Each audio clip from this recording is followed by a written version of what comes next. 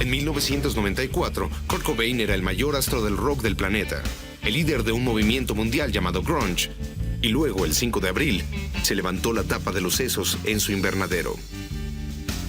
Kurt Cobain went to his Sub-Zero refrigerator, grabbed a Barq's root beer, grabbed it in his hand, walked 30 paces, walked into his greenhouse, drank the root beer, injected himself with heroin, and shot himself. What motivated him to get him to that point, of course, is the great mystery. En los días que precedieron a su suicidio, Cobain desapareció. Yo fui a Aberdeen, su pueblo natal, y a Seattle, la ciudad que él hizo famosa, para reconstruir los últimos momentos de su vida. Esta es la historia de los últimos días de Kurt Cobain y lo que le sucede a un hombre que obtiene lo que quiere.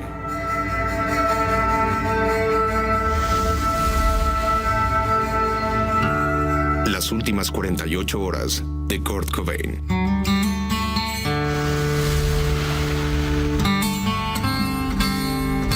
Es el 30 de marzo de 1994. A las 8:45 de la mañana, Kurt Cobain salió de su mansión de $1 millón en Lake Washington, un área exclusiva de Seattle, y se dirigió a una parte de la ciudad que no era frecuentada por los ricos y los famosos. A las 9:45 entró a Stan Baker Sports, situado en Lake City Way, y compró una escopeta. Es el arma que usaría más tarde para suicidarse. Justo antes de ir a la tienda de armas, Kurt Cobain había accedido a regañadientes a ir a un centro de rehabilitación para lidiar con su adicción a la heroína que había registrado de forma obsesiva en su diario. The hair on the back of my neck is standing up, but particularly when you start reading stuff about his pleas to God to help him with his addiction, where he's literally writing, "Please God, I will do anything. I will trade anything to let go of this addiction."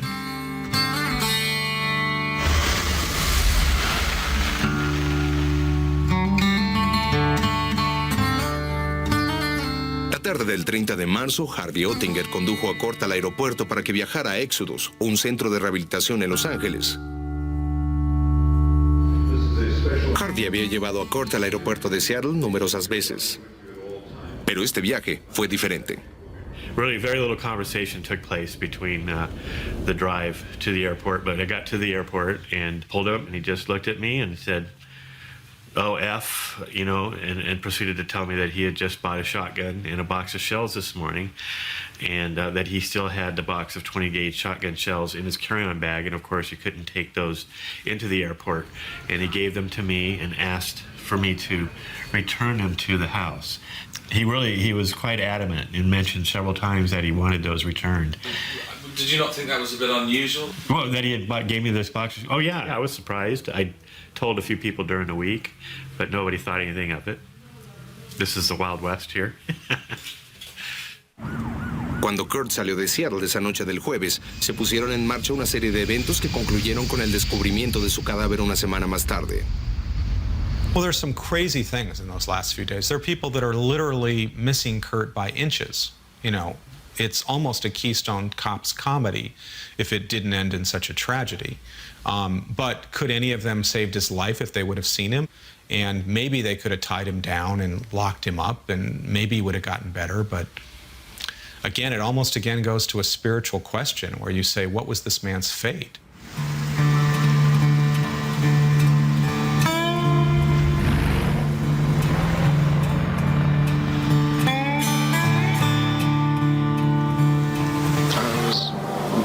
Aberdeen, Washington, 1967. I had a really good childhood until my parents' divorce. I was ashamed of my parents. I couldn't face some of my friends at school. I desperately wanted to have, you know, typical family. I wanted that security. And all of a sudden, the whole world changed. It became antisocial. I started to understand the reality of my surroundings, which didn't have a lot to offer. Aberdeen es un pequeño pueblo de explotación forestal en Washington, en el noroeste del Pacífico de Estados Unidos. La ciudad más cercana es Seattle, a 161 kilómetros por la Interestatal 5.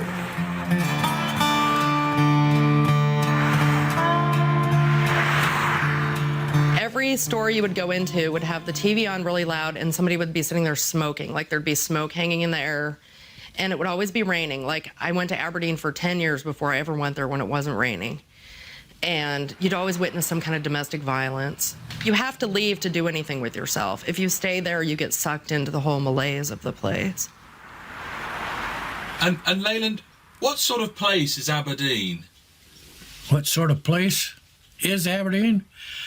If you live up on the hill, you're it. If you live over on the south side or down in the flats, you're crap. Kurt Cobain no era de las colinas. Sus padres se divorciaron cuando él tenía 7 años, y como no era feliz en su casa, a menudo se refugiaba en el tráiler de sus abuelos. Pero también asegura haber dormido debajo de este puente, el cual se ha convertido en el lugar para rendirle tributo a Cobain después de figurar en una de sus últimas canciones. That sense of Kurt being homeless, I think he overstated. You know, he told people he lived under a bridge. According to everyone I could talk to in Aberdeen, he never lived under the bridge. He was a whiny, wimpy guy, and it was cold in Aberdeen.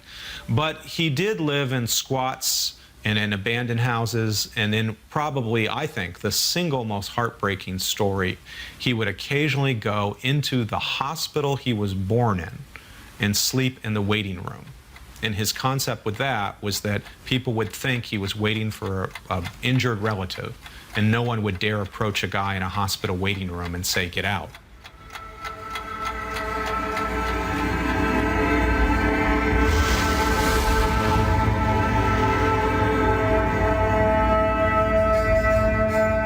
A las 7:55 de la noche, Kurt llegó a este hospital de Los Ángeles para iniciar un programa de 28 días. Su consejero fue Niall Stimson. Esta es la primera vez que Niall habla del tiempo que pasaron juntos. Exodus is or was at that time a rehabilitation program for people having drug and alcohol problems. And it's where a lot of rock stars have gone through recovery themselves, and now they support each other and they stay sober. And they have a network where they have special meetings and they all go to, and which actually really works really well for those that want to participate. But I had the feeling that he didn't really want anything to do with that type of scene. He didn't want to hear about recovery really very much at all. I mean, I don't believe that, in my opinion, he was even really ready to look at his addiction as being an issue. And the last thing he wanted to do was be preached by all these rock gods that had been there, done it. En su diario dijo que le suplicaba a Dios, diciendo que haría cualquier cosa por librarse de su adicción. Sin embargo, su consejero dijo que él no estaba dispuesto a hacerlo. I get the feeling he didn't think that he was a junkie and that he had a legitimate reason, and he was somewhat different.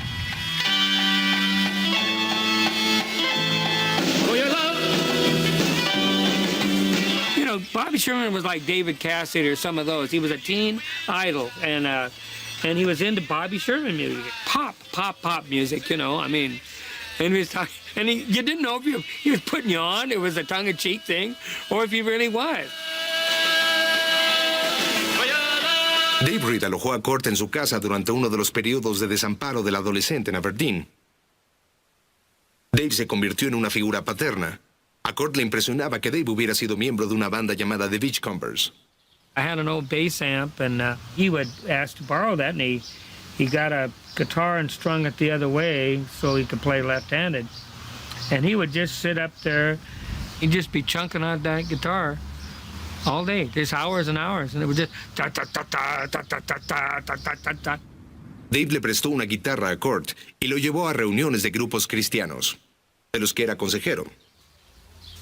Kurt Cobain, de 17 años, fue bautizado en una ceremonia con Dave Reed y su hijo Jesse. He identified himself as a Christian for a few weeks, but the fact that he would even do that is in such contrast to this image of Kurt Cobain. He was someone who was searching for something to fill himself up. He was searching his entire life. He was searching, I think, even the moment and the year that he took his own life. This was somebody who wanted to find the way, and unfortunately he never found anything that truly helped him.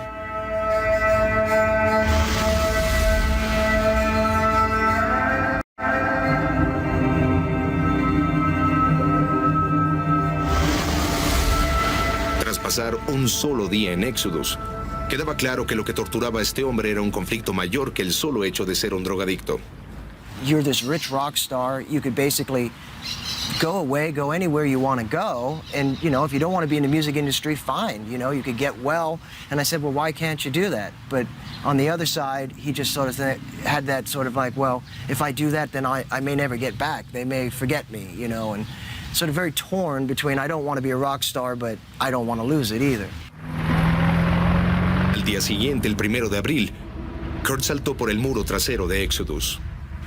He just slipped over the wall, which was always, you know, sort of a fascinating thing to all the employees that worked there because the door was just down the hallway. You could easily walk out. There were no cameras, there were no guards on the door, and probably nobody would have noticed him missing for 30 minutes anyway. Mientras Kurt escapaba del centro de rehabilitación, su esposa Courtney Love también estaba en Los Ángeles tratando de lidiar con sus propios problemas de adicción. Se hospedaba en el Hotel Península, donde experimentaba un controvertido programa de desintoxicación.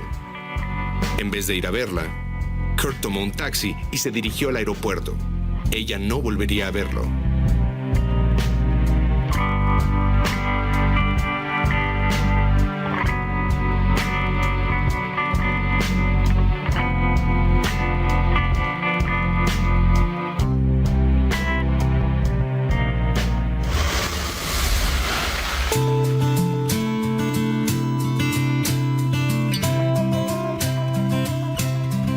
We kind of got together at one party. He knew I had a crush on him, you know, because like his friends told him, and I'd just go to his house sometimes and hang out with him, and then eventually finally kissed me, and then we started going out. La única relación a largo plazo que tuvo Kurt Cobain antes de Courtney Love fue con su primera novia, Tracy Marander.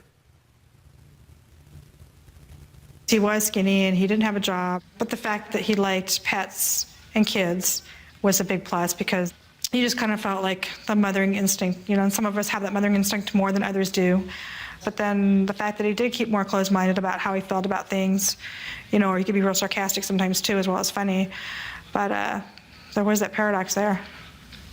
Because I think to a certain extent he liked being mothered, but then he didn't want to be. Just kind of went both ways, you know?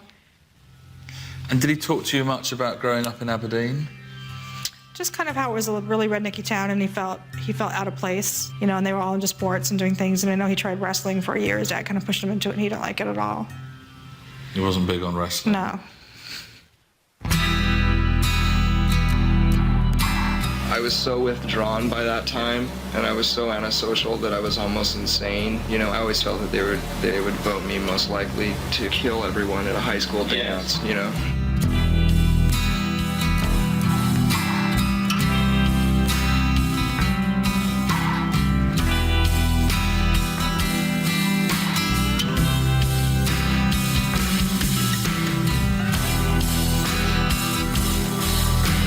I've gotten to that point where I've fantasized about it, but I would always would have opted for killing myself first.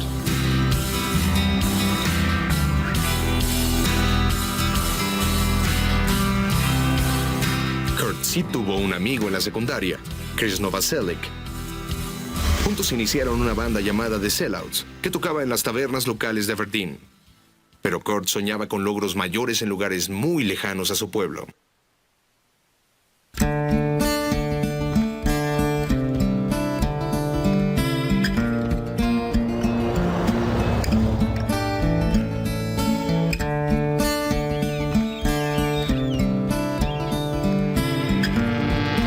Tratando de escapar de Aberdeen, Kurt Cobain se dirigía más a menudo a Seattle, la ciudad de Esmeralda.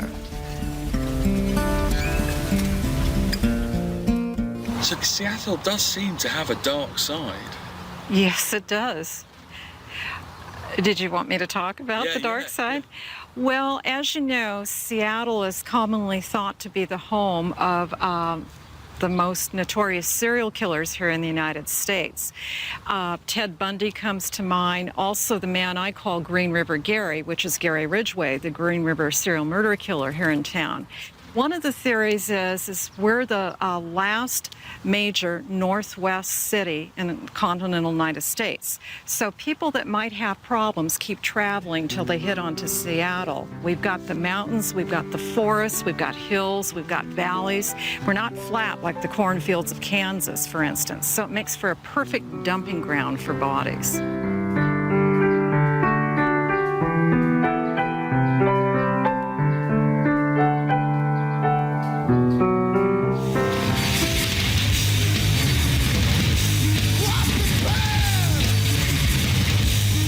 Kurt Cobain se sintió atraído por el lado oscuro de Seattle y un ambiente musical que fue lo primero en su vida que tenía sentido para él. La música era alta, iracunda y caótica, era grunge y se ajustaba perfectamente a él.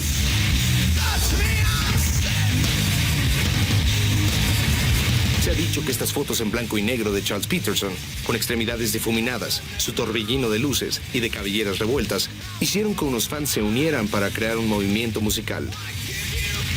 It was more just about like really this unbridled energy that we had that we needed to get out. I mean, and that's sort of what like going to shows was like for us.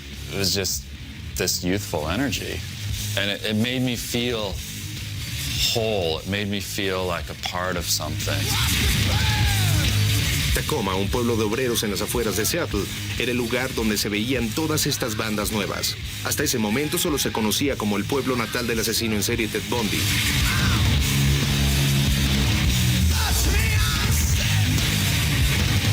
En el teatro comunitario, que había sido un cine porno, se presentaron muchos de estos conciertos. Fue aquí donde Kurt y Chris conocieron al baterista Chad Channing. He was surprisingly more quiet than I thought he would be. Especially after, seeing him for the first time. The flared crushed velvet pants and the, platform shoes and all. I mean, it was almost night and day, it was very quiet, kind of, I don't know if I'd say subdued or anything like that. He just was very, very mellow guy.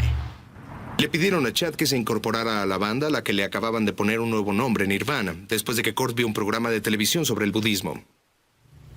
Do you think, this band is destined for greatness? Not particularly, no. Yeah, I didn't like them first time I saw them play.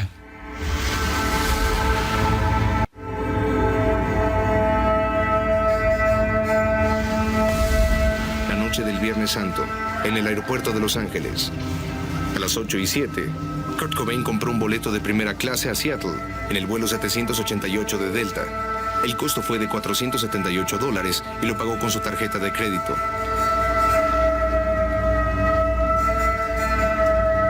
Luego llamó al servicio de limusinas de Seattle y ordenó que una lo recogiera en el aeropuerto. A las 8:43 intentó sacar $150 del cajero automático y no pudo. Después de haber comprado el boleto del avión, su esposa Courtney Love descubrió que él se había fugado de Exodus y canceló su tarjeta de crédito. Kurt se había escapado de la unidad de rehabilitación que trataba a las estrellas de rock, para luego descubrir que su compañero de viaje era otro astro del rock con problemas de drogas, Duff McKagan, el bajista de Guns N' Roses. Al igual que Kurt, Duff estaba regresando a su casa en Seattle y también sufría de una adicción crónica a la heroína. I think I'd gotten off a tour and I was flying from LA up to Seattle, to home. And I get on the plane, and Kurt gets on the plane and sits next to me.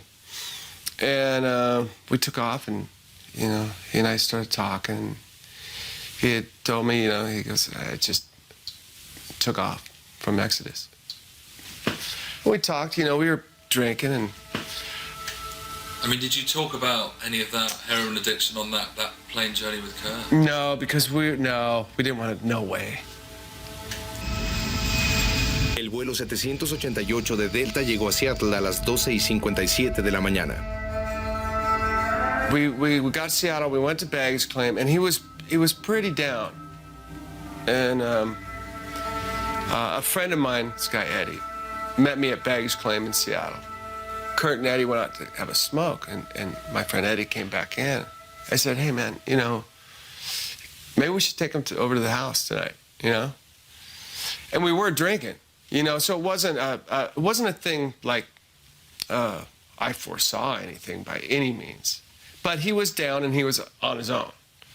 And so Eddie went back out to get Kurt, and right at that moment, his car had picked him up, and he was gone.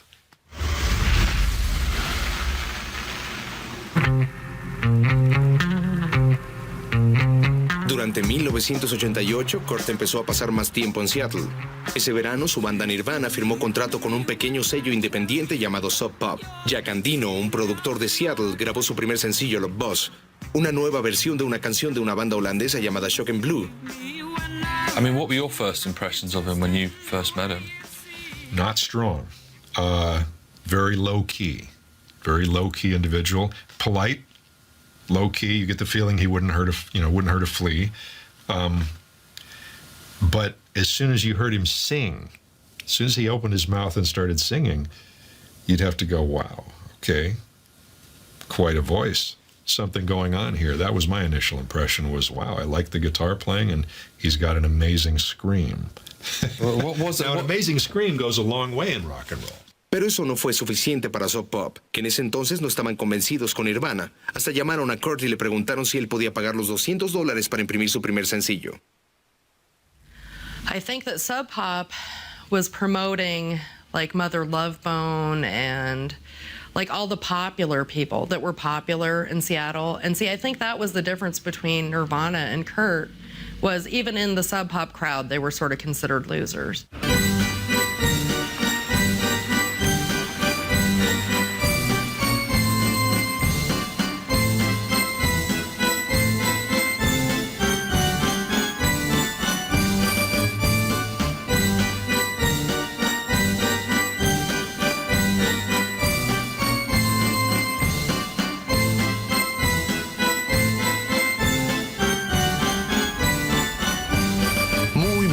En otro pueblo junto al mar, había un hombre que estaba a punto de hacer que Seattle y Nirvana captaran la atención del mundo. Now, some say that Everett True is the man that invented grunge. Yeah, Entertainment Weekly said that Everett True's the man who invented grunge. I remember telling that to a taxi driver in Seattle one time, and he nearly crashed the cab. I'm like, Jesus, is it that bad? Who was Everett True? Who is Everett True? You mean Jerry? I met Everett the first time in the Sub Pop offices, and I was like, who is this freak?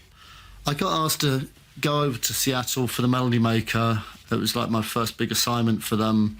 I was like, I've always wanted to go to America. Send me over there, Seattle. I mean, in the early days, nobody ever thought Nirvana were going to be the band to break it. Not at all. En Nochebuena de 1988, Jack Endino grabó el primer álbum a un costo de solo $600. Las críticas de Bleach en Estados Unidos no fueron muy entusiastas e inicialmente fue descartado como un disco corriente de heavy metal.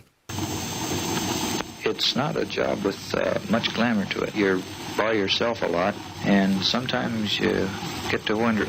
You wonder if anyone really cares.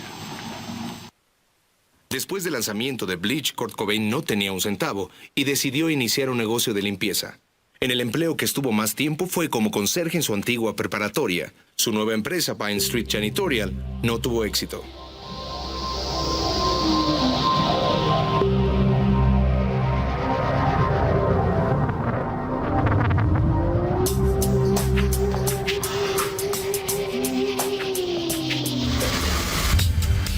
Seis horas después de haber dejado el aeropuerto sin despedirse de Doug McKagan, Kurt estaba en un taxi tratando de encontrar un lugar donde comprar balas.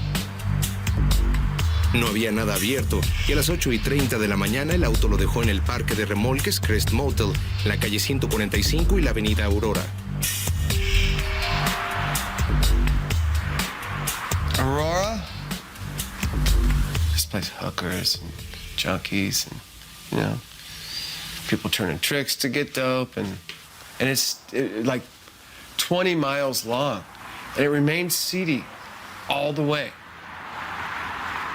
He would leave a house that at that point was worth a couple $1 million, this beautiful mansion on the shores of Lake Washington or just up from it, and drive to a hotel over on Aurora that at the time was $18 a night. and not tell anyone he was going there and just retreat into the shadow world of drugs, addiction, away from the world. And in some ways, I think it was a world he could control. He couldn't control the mansion. He didn't feel like he deserved that.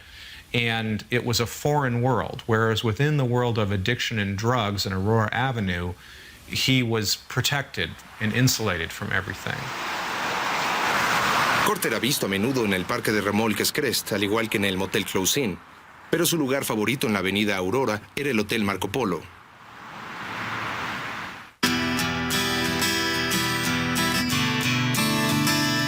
La habitación 226 era la favorita de Kurt en el motel Marco Polo de Aurora.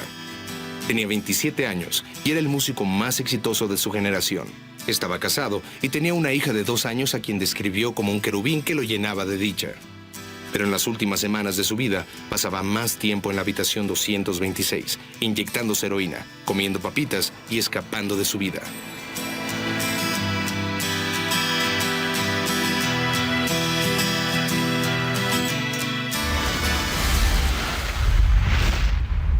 Were you surprised that he got into heroin? The fact that he used to make fun of people that were junkies in Seattle before he became, bigger, that really surprised me that he started doing heroin. He used to make fun of them and talk about how lame they were and how stupid they were to do that.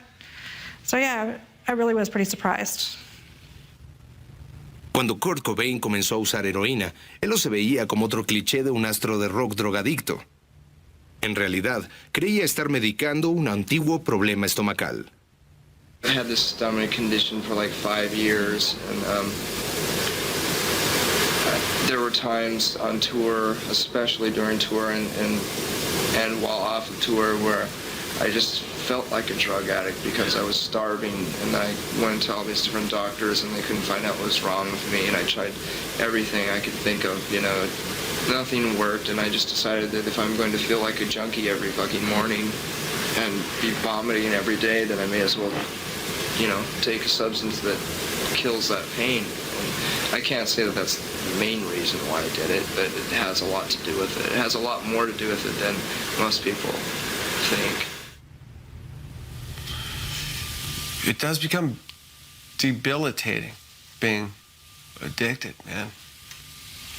And you can blame it on other things. My stomach hurts. Yeah, I had chronic back pain for 3 years. The more stuff you do for pain, the more pain you have, and the more you need for the pain, and the more acute your pain becomes,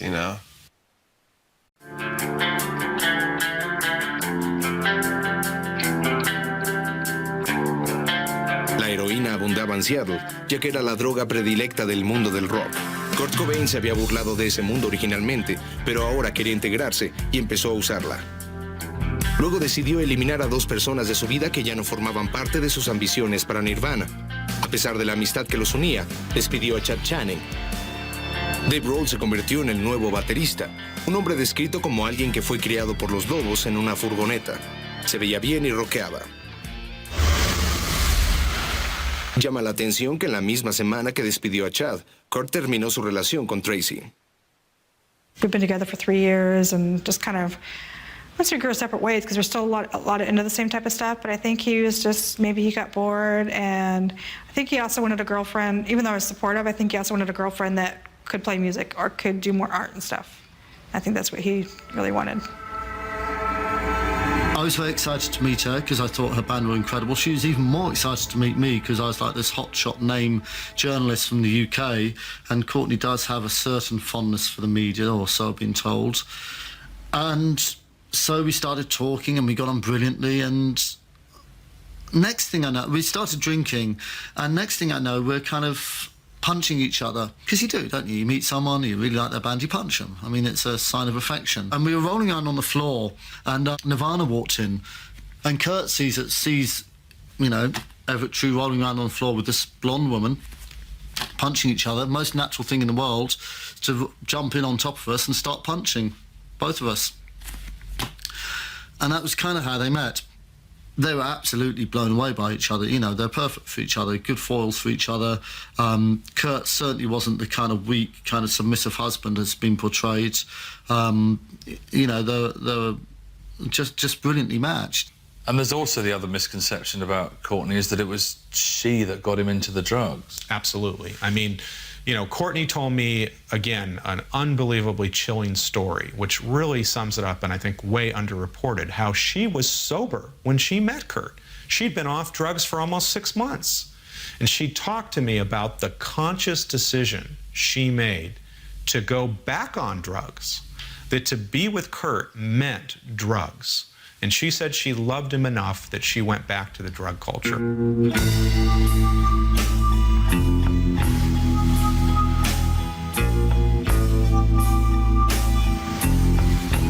Cuando la desaparición de Kurt Cobain fue oficial, este hombre pasó a ser parte de la historia. Courtney Love found my number in the yellow pages, and Kurt was missing. He took off the day before. And so initially she said she was hiring us to find him. What did Courtney say to you when you left to go to Seattle? She said, "Save the American icon, Tom," and raised her fist in the air like that. And again, Courtney was constantly talking about how suicidal he was. Mientras Courtney contrataba a Tom Grant en Los Ángeles, Kurt fue visto frente a la ventanilla del restaurante Jack in the Box en la esquina de East Denny y Broadway en Capitol Hill, que según Kurt vendía las mejores hamburguesas en Seattle, pero también quedaba muy cerca de su proveedor de heroína.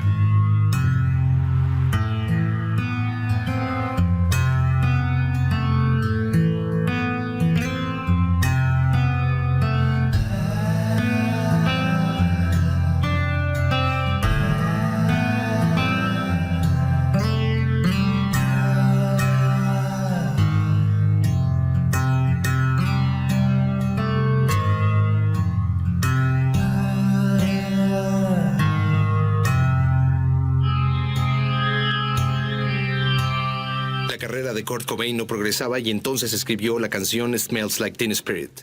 Con un solo disco le dio voz a toda una generación. Era la filosofía punk llevada al mundo pop. Nevermind was recorded in April of 1991, and Kurt had, right before the session, been evicted from his apartment in Olympia for not paying his rent.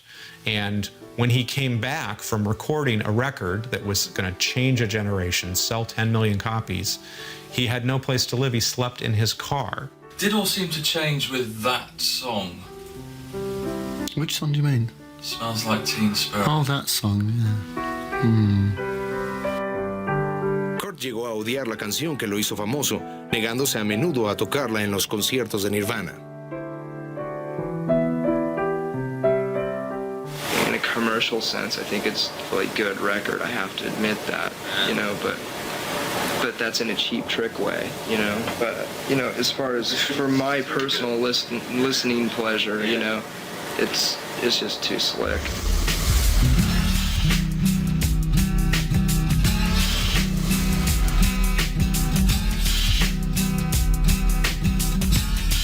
El domingo de resurrección, el fotógrafo Charles Peterson se encontró con Kurt Cobain en el área de Capitol Hill en Seattle. The last time I saw Kurt was on the street, Capitol Hill, outside of Linda's Tavern. He wasn't looking so good, but it was nice to see him. He gave me his new phone number, and I think he was out looking to score, for sure. On a couple different occasions, Courtney was like, you call Kurt, he doesn't have any friends, you know. I was like, well, yeah, of course he doesn't have any friends, because he's doing like $500 for a day worth of heroin, you know? I mean, it's hard to, that's your world. Your world isn't socializing with other people unless they happen to be drug dealers or, you know, participating in that world themselves.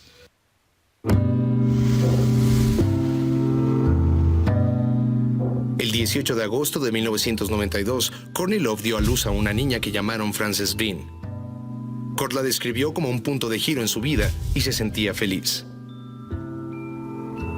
Since I've been married and I've had a child, you know, since within the last year. My whole mental state and my physics state has been just almost improved 100%. I haven't felt this optimistic since my parents' divorce, you know. Con su nuevo optimismo, Kurt quiso titular el siguiente álbum de Nirvana, I Hate Myself and Want to Die. El título era irónico, ya que este era un disco con el que al fin él estaba satisfecho. I'm more proud of this record than anything we've ever done. We finally achieved the sound that I've been hearing in my head forever.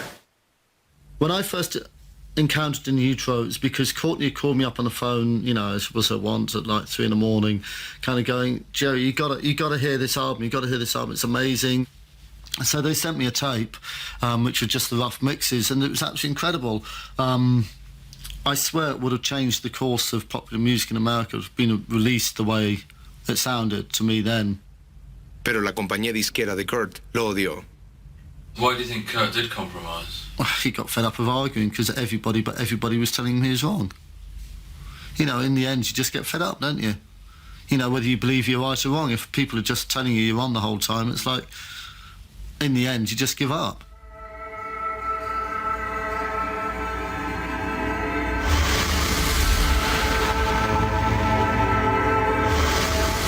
Después de que Charles Peterson lo viera en Capitol Hill, ocurrió un encuentro más extraño.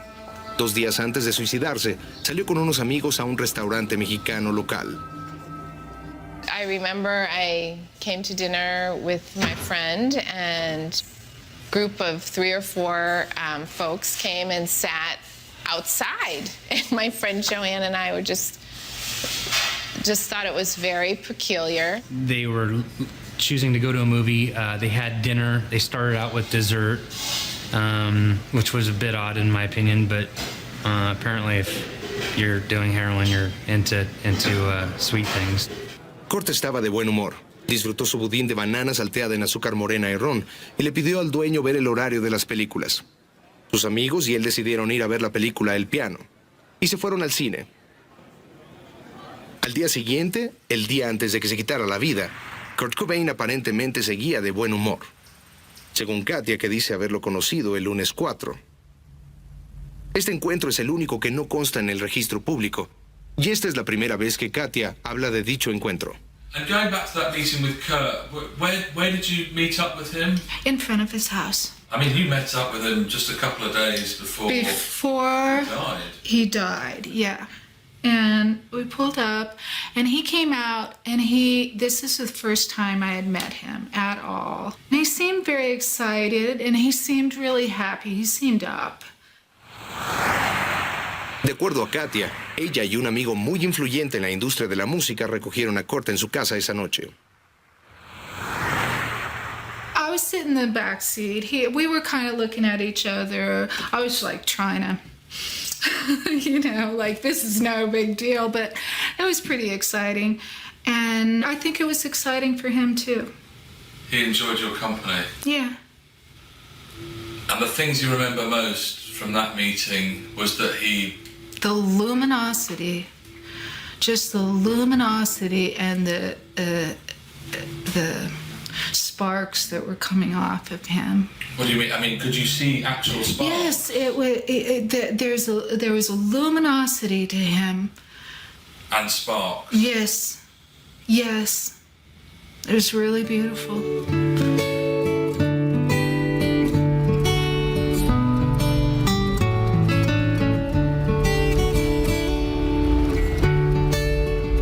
You probably know the story about how he played in one of his last concerts to about 40,000 fans. And then he and Courtney flew on to Los Angeles, and he eventually disappeared. Well, Courtney hired investigators to try to track him down, including investigators here in Seattle. And they found out that, yes, he was here in Seattle, but they were always one step behind him. But what they also found out is he was using drugs that were not his normal customary drugs. And we're going to go down the street here, and I'm going to find a place to park, and we're going to get out, and I'm going to show you where Kurt and Courtney lived. A principios de 1994, Kurt compró una casa de 3 pisos con 5 chimeneas y 5 dormitorios en el distrito de Lake Washington en Seattle. La casa costó $1.3 millones y estaba situada en una de las áreas más exclusivas del noroeste del Pacífico. Al lado de Kurt vivía el director general de Starbucks. I think that there was a struggle, you know, in his personality because I don't think he liked all that ostentatious stuff. You know, and I think there was a lot of pressure to be ostentatious because I remember, like, when I saw him after the MTV Live and Loud thing, he was, like, all excited because he'd gotten new jeans and a new coat from JCPenney's, you know, which is like a budget discount store here. And, you know, that was, like, exciting to him. He wasn't going to go out and buy designer clothes. He was happy to have jeans that didn't have holes in them, you know, and have, like, a new warm winter coat. Like, that was a big deal to him. Tal parece que la nueva casa en Lake Washington lo abrumaba, porque se pasaba la mayor parte del tiempo en el vestidor del dormitorio principal tocando la guitarra. A lot of guys in bands will live in like one room of like a huge house. I've seen it time after time. Live in like one room and have like a TV and put it on top of the box, the cardboard box they bought the TV in, and live there for the first year. You know, and go to 7-Eleven and get, you know, a burrito and come back and not know what to do.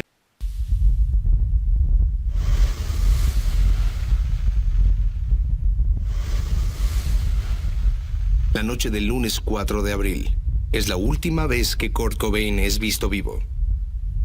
El lugar es la taberna Linda's en Capitol Hill.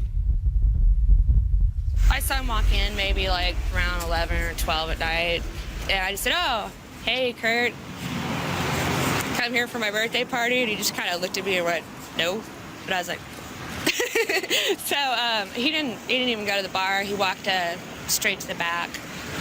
Didn't seem like upset about anything. He just kind of normal, just walked to the back. I've heard rumors he got up on the roof or whatever to like contemplate life. And I'm like, yeah, I don't really think there's any roof access. So he seemed neither here nor there, you know. Didn't seem upset, didn't seem distant or contemplative, as I've heard people say. Never did actually see him come out again. Victoria fue la última persona en ver a Kurt vivo. Nadie lo volvió a ver después de que salió del bar Linda's. Tras su lanzamiento en septiembre de 1994 en Utero, el tercer álbum de Nirvana, debutó en primer lugar en la lista de popularidad de Billboard. Kurt Cobain había dejado de ser un simple músico. Ahora era el vocero de toda una generación. In some ways, the money and the fame actually, I think, made him feel more hollow because he felt like, oh, if I only become successful, then I'll be a big deal. And he became successful, and then that one thing, the thing he thought would fix him, didn't fix him. He still had the same parents. He still had the same history. He still had the same self-hatred to some degree. And I think he was even more adrift after he became famous because of that. The machine gets too big, and it turns into a machine. And I know I witnessed that with Guns, and I know Nirvana hit that huge, where it turned into a machine. It became unmanageable, and it's overwhelming.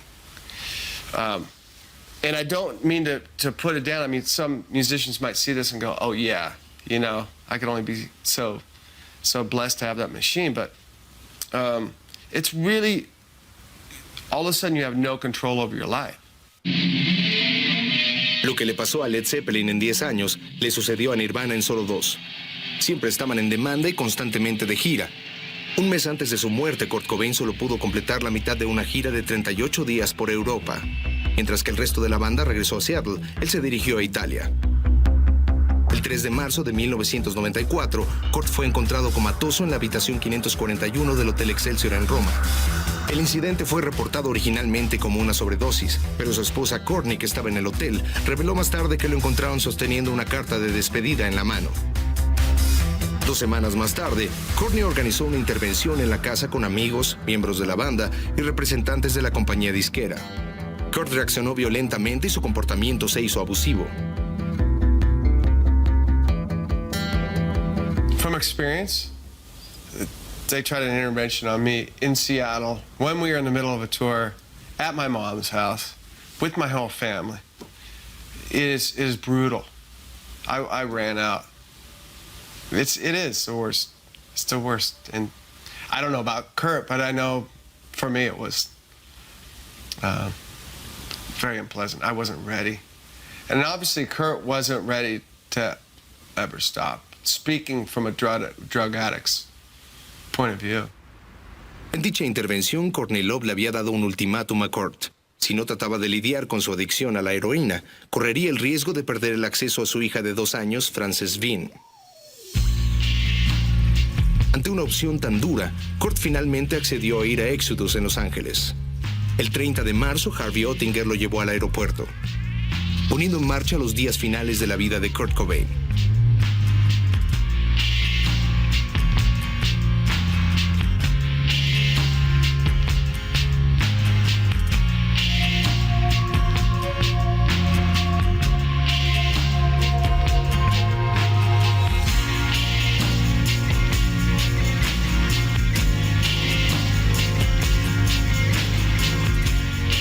Nadie sabe el momento exacto en que Kurt Cobain murió.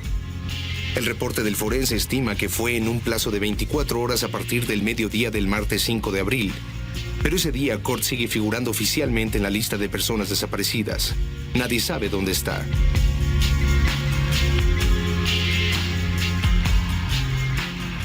Es al día siguiente de la muerte de Kurt que el investigador privado Tom Grant entra en acción, dejando Los Ángeles rumbo a Seattle para buscar a Kurt Cobain, a quien aún cree vivo. I had been talking on the phone with Courtney's attorney, Rosemary Carroll, and with Courtney, and decided it'd be best for me to go up there myself. A pesar de no tener la licencia para operar en Washington, viajó a Seattle para reunirse con Dylan Carlson, un amigo de Kurt, para empezar a buscarlo. Más tarde esa noche, Grant y Carlson fueron a la casa en Lake Washington. Este es el audio de una grabación de dicha visita. You can just open the door for me. Kurt? Kurt? Kurt? Hello? Hello, Kurt? I'm going to follow you through here because you know where everything is.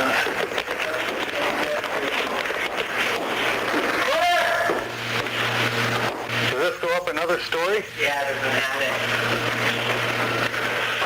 Sin embargo, no miran dentro del invernadero, el lugar donde eventualmente se encontraría el cadáver de Kurt. Tom Grant dijo que no se percató del invernadero y por lo tanto Kurt Cobain pasa otros 2 días sin ser descubierto. No. It's sloppy, isn't it? Well, that part of it, I'll tell you. First of all, I was in a hurry to get in there and get out of there because I didn't want him showing up while we were there. But I agree. And my first response when we found out that he was up in that greenhouse both times we were there, I was embarrassed because I blew it and the electrician found the body and I didn't.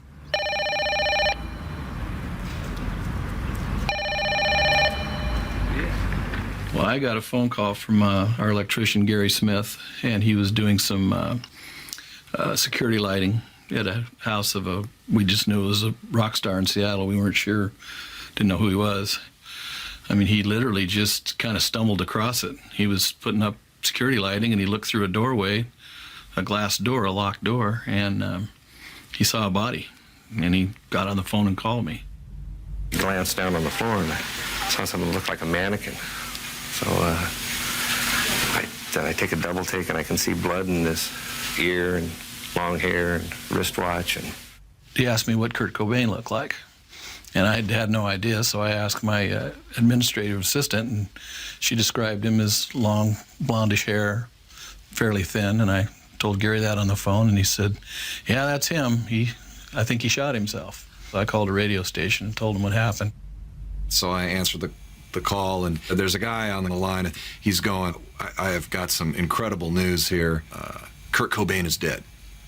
And we were, it was a hectic morning show, and I don't have time for this.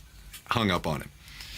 But because he was so emphatic, we thought we'd call the Seattle Police Department, and we said, by chance, have you gotten a report of anything going on at the home of Kurt Cobain? And they said, yeah, there's a report of a body there, but that's all we can tell you right now. The French doors were locked from the outside, so I kicked the door in, and a pane of glass actually, and reached in, opened the door, and there then we walked in to check the patient. It was a fairly barren room, and he was lying probably 2/3, 3/4 of the way down the room, slightly to the right, sort of like the center of the floor, off to one side a little bit. Laying on his back, head to the left side, and there was what looked to be a shotgun kind of in his lap. Did you have any idea who he was? I didn't. Can you remember what you were doing when you heard that he was dead? I was at home, and I don't remember what I was doing. I know it was, it was a weekday, but I think Alice called me first and told me, my friend Alice Wheeler, and told me that she'd heard it on the radio station in the end, and then I think Shelley called me and told me. And were you surprised that it was suicide? I was very surprised. I mean, I know that he'd had problems, like he was fighting with Chris and fighting with Dave, and there's a big, contention about him doing drugs and about Courtney and everything, but I really didn't think he committed suicide. I actually woke up that morning thinking that I should call Kurt, and I looked at my watch and it was like 10:30, and I was like, nah, it's way too early for that guy. And then the phone rang, and it was actually Rolling Stone looking for photographs, and it was like, they were like, yeah, he's Kurt Cobain. I'm like, oh God. I turned on the radio, and there it was. They were talking about it. It was just like, the first thing I think I remember hearing was, nothing has been confirmed yet, but a body has been found. It was weird. It was like, it's almost like I didn't hear it at all. I was like, oh yeah, is dead. And I was like, who? Kurt Cobain. I don't know that guy.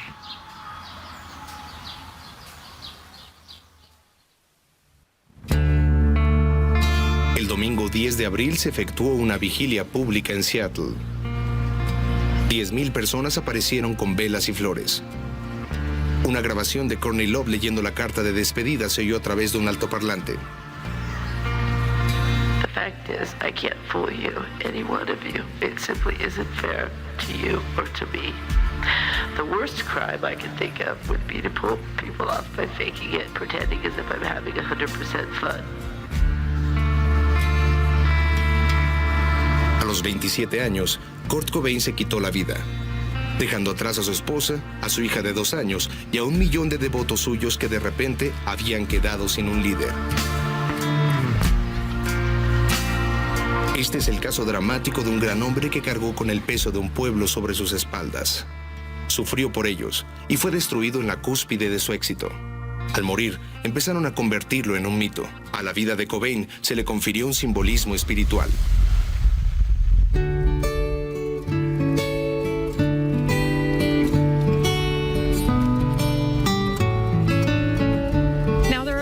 People here in town, especially Seattle, that don't believe that it was a suicide.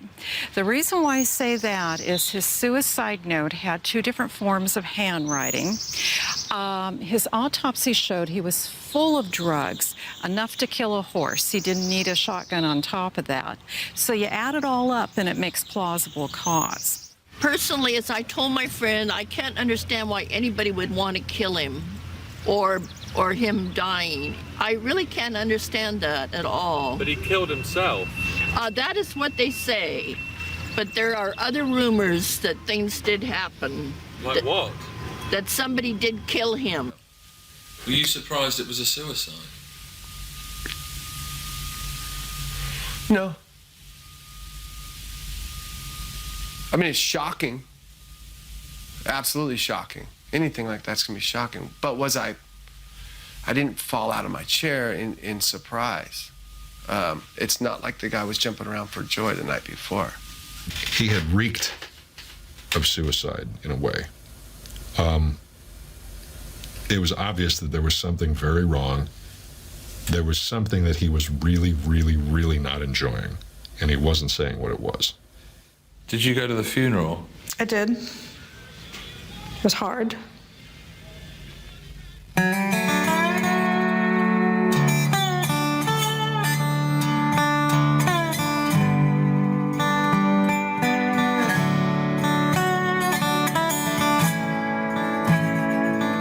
después de la muerte de su nieto, el trailer home de Leyland Cobain en Aberdeen sigue siendo la meca de los fanáticos de todo el mundo. And what kind of things do people ask you when they come and visit or write to you? Oh, about Kurt, what he was like or that. And to me, he was just like any other kid. He could be ornery or he could be good. But most of the time, he was pretty good.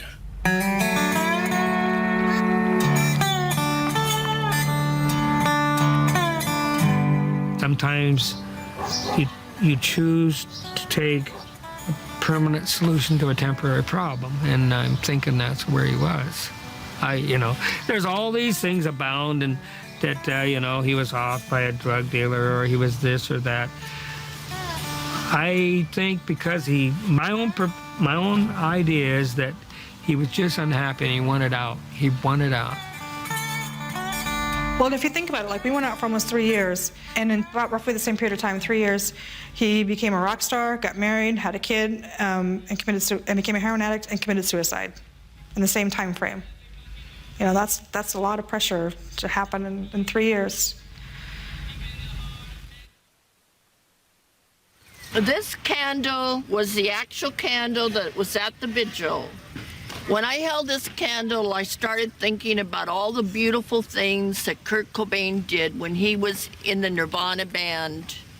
He was so young, and so many people didn't understand why he died. Yeah. Here it goes. It's going now. It's better now. It's going to go again. Let's try one more time. But as this candle goes out, we just like to say, lit or not lit, the spirit is there. Just like a God that you may know, whatever you see him is at. Whether it doesn't have to be lit, it can still be burning in your heart and your feelings.